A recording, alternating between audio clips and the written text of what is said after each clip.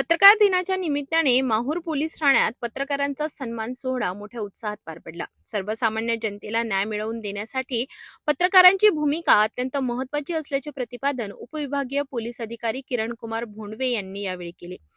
पत्रकार दिनानिमित्त माहूर पोलीस ठाण्यात पत्रकारांचा सन्मान सोहळा आयोजित करण्यात आला होता।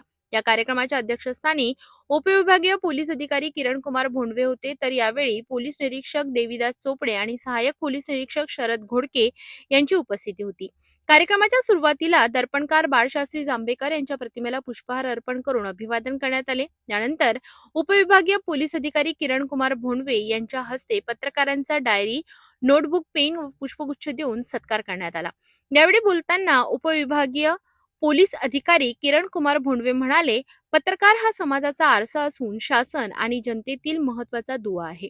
समाजात घडणाऱ्या घटना, अन्याय, अनिष्ट प्रथा आणि गोरगरीब जनतेवरील अत्याचारांचा वाचा फोडण्याचे काम पत्रकार प्रामाणिकपणे करतात। यावेळी पोलीस निरीक्षक देवीदास चोपडे यांनी देखील पत्रकारांच्या कार्याचे कौतुक केले।